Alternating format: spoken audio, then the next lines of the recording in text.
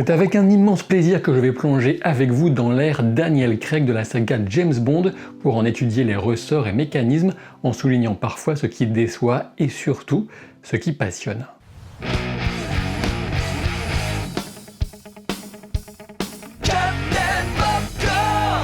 Les 5 films de cette ère sont disponibles sur Prime Video qui est sponsor de cette vidéo et je dois dire que l'expérience de les revoir à la suite a parfois changé la perspective que j'avais construite sur la base de souvenirs étalés sur plusieurs années. L'enjeu d'un nouveau James Bond consiste toujours à tenter de trouver le parfait équilibre entre le respect des codes de la franchise et la nécessité de se distinguer de ses prédécesseurs pour trouver son identité propre. L'exception réside bien sûr dans l'ère Sean Connery qui a défini les bases de la saga et les a affinées au fil des films, tout en rappelant bien évidemment qu'on reste sur la base d'adaptation des romans de Ian Fleming.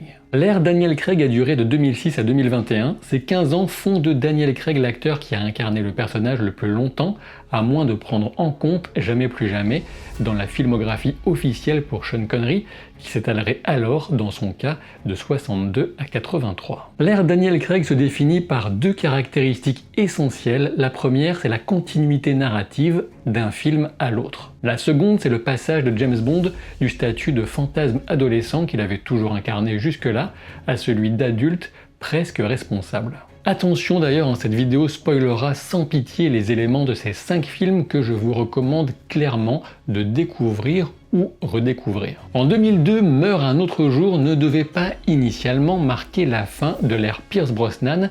Le film avait bien fonctionné et l'acteur était partant pour continuer. Néanmoins, le projet de revenir aux origines de Bond a germé et cela impliquait par définition de trouver un nouvel interprète plus jeune. L'annonce du choix de Daniel Craig a suscité une vague de déceptions et de critiques parfois acerbes car le physique de l'acteur ne semblait pas convenir aux critères établis pour une bonne partie du public, aussi bien au sujet de sa blondeur, de sa taille 1m78, de la finesse de ses traits ou tout simplement du critère encore plus subjectif du sex appeal. Et bien sûr, il serait vain pour moi de chercher à trancher un tel débat de goût. Ce qui est certain en revanche, c'est que Daniel Craig a lié la maîtrise de l'interprétation dramatique aux qualités athlétiques recherchées pour cette nouvelle incarnation du commandeur Bond. Les films ont ensuite prouvé qu'ils proposent une version bien spécifique du personnage et jamais vue auparavant, en parfaite adéquation avec les orientations de tonalité définies pour cette nouvelle approche. James Bond a toujours été une saga qui s'est inscrite dans les codes de son époque, aussi bien en termes de normes sociales que de définition de ce qui correspond à une forme de modernité, mais aussi de modèles masculins se voulant assez ironiquement intemporel. Avec Casino Royale sorti en 2006, on pense à l'influence de Batman Begins de Christopher Nolan sorti en 2005. Une approche du personnage plus sérieuse, plus sombre ou comme on dit plus gritty que ce qu'on avait pu voir auparavant. Pour chapeauter une telle prise de risque, on fait appel à Martin Campbell qui avait déjà su lancer l'ère Pierce Brosnan avec l'éblouissant GoldenEye en 1995. Et cette toute nouvelle version de James Bond qu'on découvre troque le suave pour le brutal et les petites blagues pour une détermination froide à quelques rares exceptions près. Une version qui se révèle plus fidèle aussi aux personnages tels que dépeints dans les romans de Fleming, une version taillée sur mesure pour se marier aux intentions de cet opus extrêmement marquant qu'est Casino Royale. La scène d'introduction pré-générique use du noir et blanc comme marqueur temporel, mais aussi sans doute pour signifier que le film pourrait bien glaner au passage quelques caractéristiques du film noir. On en connaît bien sûr la figure de la femme fatale, mais ce cycle de Bond empruntera aussi au film noir des thématiques comme la trahison, la fatalité et la tragédie. Car oui, malgré la formule qui existe bel et bien, la saga James Bond est suffisamment riche pour avoir connu d'un côté le camp, voire l'autoparodie de certains opus de Roger Moore, mais aussi de l'autre côté du spectre, si j'ose dire, une approche qui tient à n'en pas douter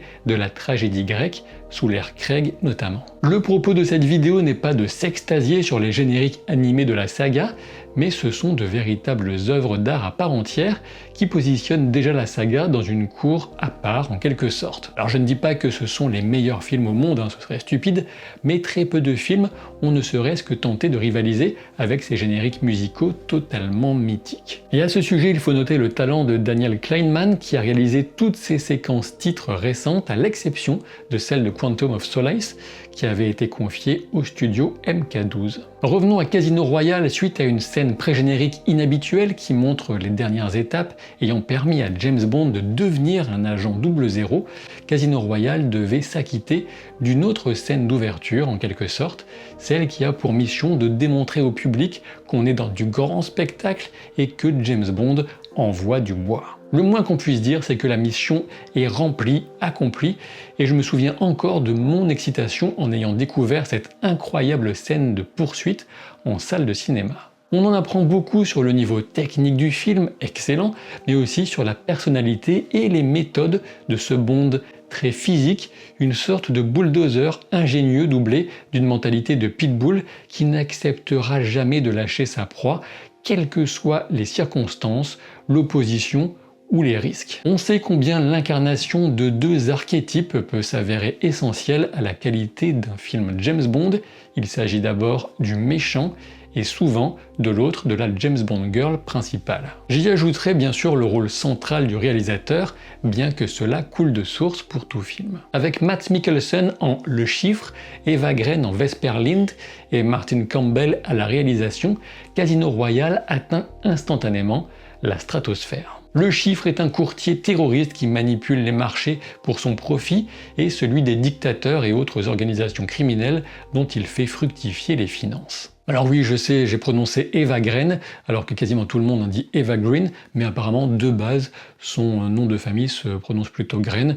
On va dire comme on veut. Le film désigne la criminalité organisée et indirectement, certes, les flux financiers totalement amoraux comme les ennemis insaisissables de cette époque. Mads Mikkelsen est merveilleusement détestable, sournois, lâche, vicieux, avec ce teint cireux et cette spécificité physique de parfois pleurer du sang, comme si, dénué de sentiments humains, il ne pouvait verser de véritables larmes. Quant à Vesper Lynd, la rencontre emporte rapidement James bien au-delà de ce qu'il avait imaginé.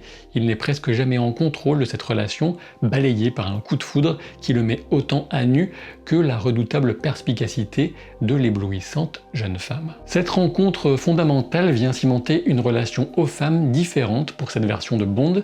Avant elle déjà, James séduit Solange Dimitrios dans le film, mais ils ne coucheront pas ensemble car l'espion donne alors la priorité à sa mission. Solange sera tuée par sa faute, une leçon qu'il gardera en tête dans le film Spectre, par exemple, s'assurant qu'une autre informatrice et conquête, Lucia, incarnée par Monica Bellucci, disposera, elle, d'une porte de sortie. Pour en revenir à Vesper Lynd, tous les ingrédients de la tragédie classique sont réunis et les graines plantées dans le terreau de ce traumatisme expliqueront l'essentiel du comportement de Bond tout au long des 4 films suivants. Culpabilité, froideur, peur de la trahison et acharnement maladif à pourchasser ceux qui l'ignorent encore être des membres du spectre, Bond est façonné par cette première expérience en tant que 00. Le moins qu'on puisse dire, c'est donc que la tentative de renouveau est couronnée de succès avec ce film marquant aux séquences choc, que ce soit la scène du défibrillateur, la partie de cartes, la torture ou encore le final tragique à Venise. Le personnage devient Bond, James Bond, dans la toute dernière scène du film, et You Know My Name, la chanson de Chris Cornell, retentit. On peut dire que la légende renaît de ses cendres.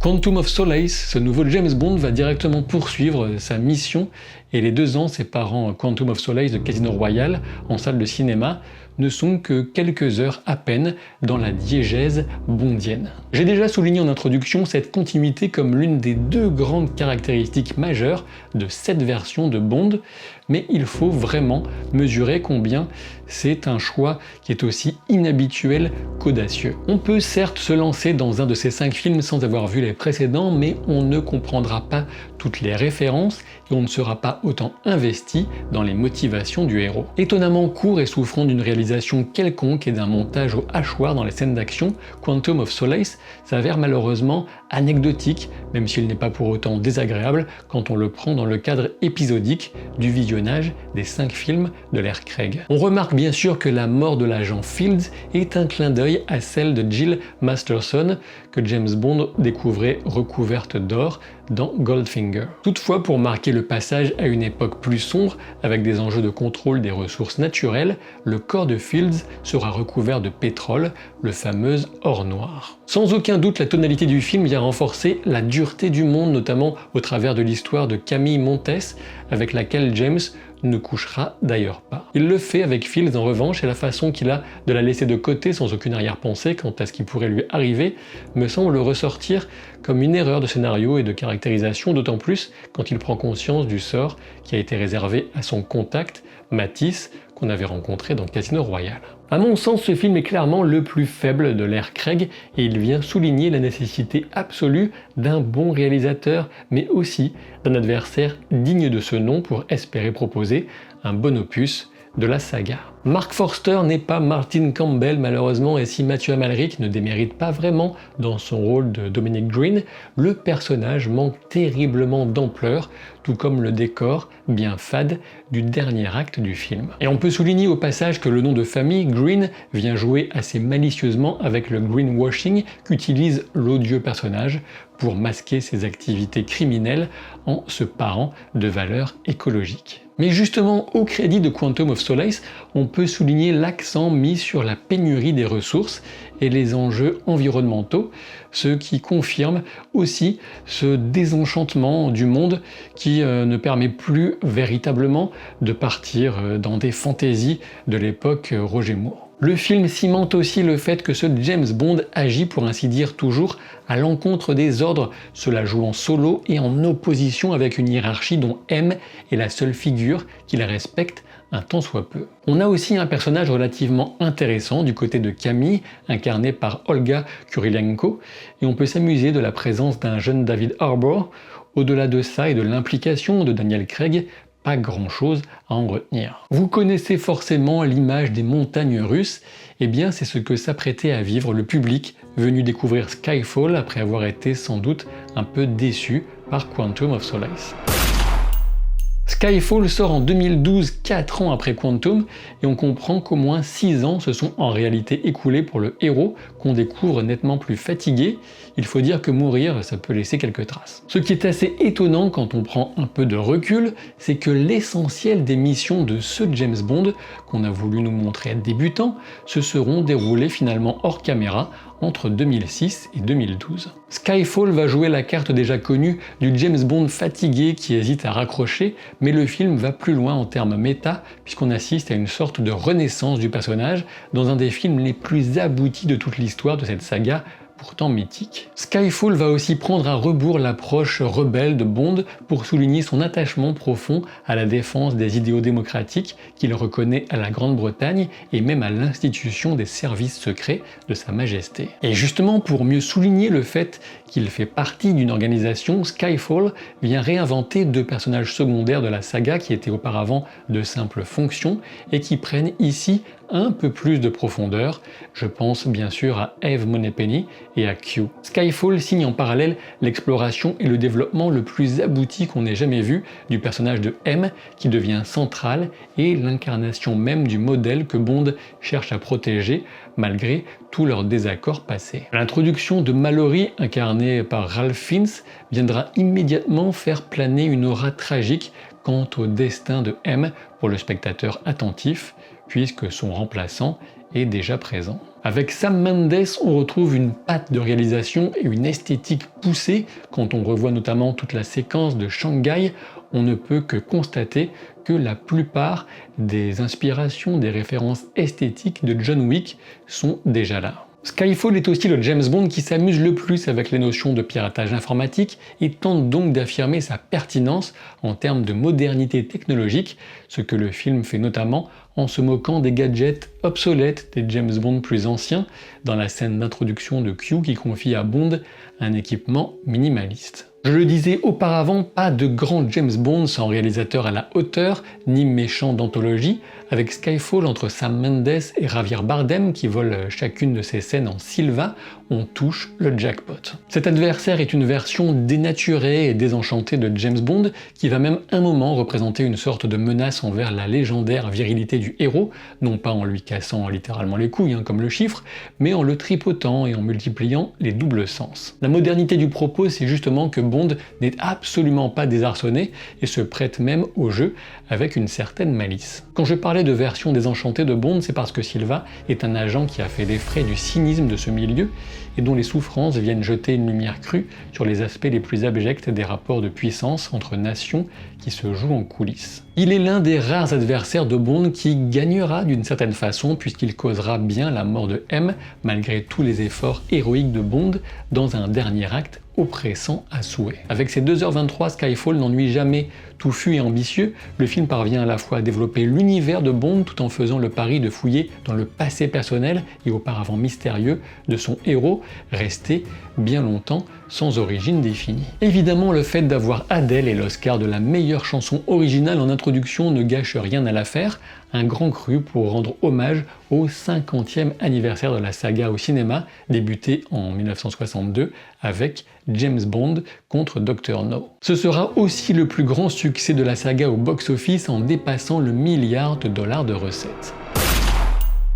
Avec Spectre sorti en 2015, on arrive sans doute à ma plus grande surprise durant le processus de revisionnage et de réflexion que j'ai suivi pour cette vidéo. Comme une bonne partie du public, j'avais été déçu par le film découvert en salle. D'ailleurs, je pense n'avoir presque jamais raté un James Bond en salle depuis que j'ai l'âge d'y aller. Je ne l'avais jamais revu entièrement depuis et après l'avoir redécouvert à la suite des 3 précédents films de l'ère Craig, je dois dire que mon appréciation a nettement évolué à la hausse. MGM avait connu la banqueroute et Skyfall a bien failli ne jamais exister, ce qui avait laissé 10 mois de plus à Sam Mendes et au trio de scénaristes, Purvis, Wade et Logan, pour en ciseler leur travail préparatoire. C'est une toute autre configuration pour Spectre, on met la pression à Craig et à Mendes pour revenir, et d'ailleurs c'est sur ce film que Daniel Craig recevra la rémunération la plus folle avec 30 millions de dollars. Certains soulignent qu'on sent à l'écran que l'acteur n'a plus vraiment envie d'être là,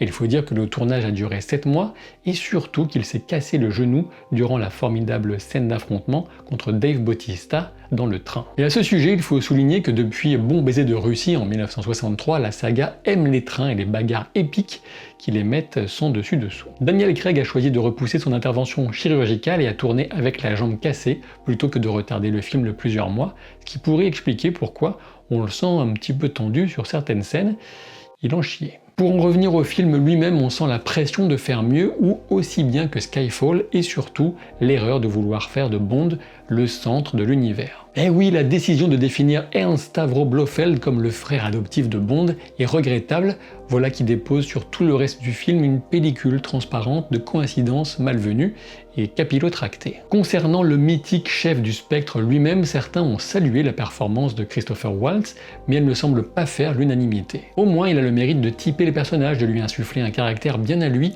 On peut aussi regretter que Léa Seydoux en Madeleine Swann n'ait pas la présence d'Eva Green en Vesper Lynd, mais là aussi je pense que le public a été injustement dur avec l'actrice. Quand on regarde Spectre et Mourir peut attendre à la suite, on apprécie d'autant plus le personnage comme l'actrice, même si je reconnais que Vesper Lynd reste nettement plus marquante. Et puis quand même un Madeleine Swann, bel hommage référence à la culture française à travers Proust, avec du côté de chez Swann et la fameuse Madeleine. La séquence d'introduction de Spectre à Mexico est à couper le souffle. On peut aussi apprécier la thématique du risque d'une surveillance mondiale centralisée et la présence insidieuse du crime organisé aux plus hauts échelons des instances de décision. Sans aller jusqu'à adouber des visions du monde au relent complotiste, le film joue très bien avec cette crainte on ne peut plus légitime à l'ère du numérique et de la post-vérité. Enfin, Dave Bautista incarne l'adversaire physique le plus crédible de l'ère Daniel Craig et de très loin.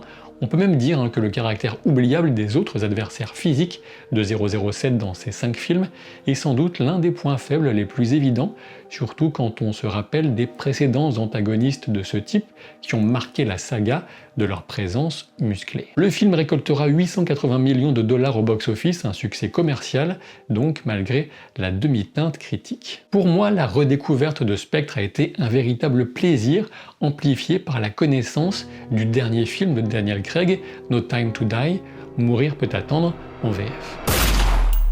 Sorti en 2021, le dernier James Bond est lui aussi disponible sur Prime Video bien sûr, et il apporte à l'ère Daniel Craig une conclusion totalement inédite dans l'histoire de James Bond. Le film est réalisé par Kari Joji Fukunaga, à qui on doit notamment la première saison de la série True Detective, aussi disponible via le Pass Warner, une démonstration de force à tous les niveaux et qui démontre les immenses qualités techniques et artistiques de l'homme. No Time to Die est le plus long de tous les James Bond, mais à mon sens, cette durée est non seulement légitime, mais aussi extrêmement bien utilisée pour asseoir une histoire aussi osée dans la saga. La mue devient totale et James Bond, en devenant père, passe véritablement à l'âge adulte, ce que le personnage ne devrait sans doute pas faire et qui implique donc sa disparition. À titre personnel, je trouve une telle prise de risque extrêmement louable et bienvenue sur une franchise aux tels enjeux financiers. C'est au travers de ce dernier opus que le cycle Craig prend véritablement l'ampleur d'une tragédie grecque, telle que je l'annonçais plus tôt. Sans ce film et ses choix, le visage entier de ces 5 films serait totalement différent et l'ensemble perdrait nettement de sa puissance dramatique et de sa cohésion narrative. Le film joue à fond toutes les spécificités du personnage et tout ce qui a été bâti depuis Casino Royale, notamment dans le rapport de James aux femmes de sa vie. La froide armure du personnage explose sous le regard bleu azur de la petite Mathilde. Soudain, le personnage quitte le monde des figures mythiques et redevient mortel. Il nous rejoint et pourtant, il continue à incarner la quintessence bondienne. Ce choix d'embrasser pleinement vulnérabilité et sentiments est justement ce qui fait de ce film une apothéose audacieuse pour cette incarnation du héros ultime. Y a-t-il héroïsme sans risque de mourir, sans sacrifice? Sans doute pas. Ce que certains détestent sans doute dans cette version, qui vient dépouiller le personnage de son invincibilité nonchalante, c'est précisément ce que je trouve extrêmement touchant et abouti. La qualité de réalisation est clairement au rendez-vous et les James Bond Girls ont rarement été aussi marquantes que lorsque James ne les résume pas à des fantasmes sexuels. Ana de Armas est incroyable durant un temps d'écran parfaitement dosé pour ne pas épuiser le concept très simple de son personnage, une débutante stressée qui s'avère divinement efficace. Lashana Lynch manque malheureusement d'une scène suffisamment héroïque et marquante en solo, mais le petit jeu sur le matricule 007 tenu par une femme fait mon délice, ne serait-ce que pour profiter des pleurs des masculinistes en PLS face à un tel outrage. Et d'ailleurs, on peut se souvenir qu'à l'époque, les titres putaclic se sont multipliés pour soigneusement cultiver la manne de cette indignation ridicule face aux fausses affirmations d'un James Bond féminisé. J'ai évoqué le talent du réalisateur, qu'en est-il alors du fameux second élément essentiel, le méchant? Ici, le résultat est mi-figue mi-raisin avec un Rami Malek en empoisonneur illuminé. L'enjeu de l'arme biologique est extrêmement bien choisi car on peut y voir, à raison, une des menaces les plus ignobles qui planent sur nos sociétés. Cela résonne d'autant plus que le film est le premier succès de box-office de l'ère Covid avec 775 millions de dollars de recettes. Lucifer s'affine et donc le diable, qui d'autre comme ultime adversaire pour Bond. Dommage qu'on reste sur notre faim quant à son incarnation et surtout à l'expression véritable de son génie machiavélique, au point même que Lucifer va relâcher sans aucune raison son principal moyen de pression sur Bond, alors que Bond est carrément dans sa base, à savoir la petite Mathilde. Certes, l'homme avait déjà épargné une enfant bien des années auparavant, Madeleine. On imagine qu'il se reconnaît en eux, comme il est le seul survivant d'une famille qui avait été décimée par le spectre. Nouvel Oscar pour la meilleure chanson originale avec cette interprétation de Billie Eilish qui vient nous hanter en collant parfaitement au spleen du film et en nous mettant en garde dès son intro. Ce qui est certain, c'est que le choix clivant du final de No Time to Die laisse une véritable page blanche pour la suite de la franchise. Alors bien sûr, tout le monde se demande qui sera le prochain Bond.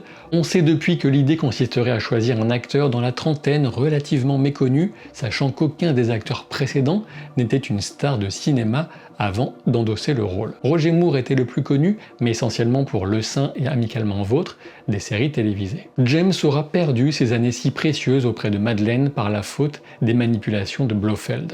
Il allait faire le choix d'enfin déposer son arme, de laisser de côté son permis de tuer, ce choix que Vesper lui avait présenté dès leur première rencontre dans le train de Casino Royale. En lui interdisant la possibilité du moindre contact avec son amour et sa fille vient retirer à James sa raison de vivre. On peut aussi y voir sans doute la métaphore d'une fatalité et d'un constat terrible. Tous ses proches et celles qu'il a vraiment aimées sont mortes. Son toucher est celui de la mort, ce que sa fille n'a fait que transformer en réalité tangible ou presque. Puni comme peuvent l'être les héros de la mythologie grecque, James choisit le sacrifice ultime pour le bien du monde, mais aussi celui de ses proches. Comme il le dit à Madeleine, si Mathilde est si parfaite, c'est surtout parce qu'elle vient d'elle. Il sous-entend que pour être James Bond, il faut porter une part d'ombre, un fardeau qu'il peut enfin déposer pour mieux partir, avec le sentiment du devoir accompli. Adieu James et bonjour, comme toujours.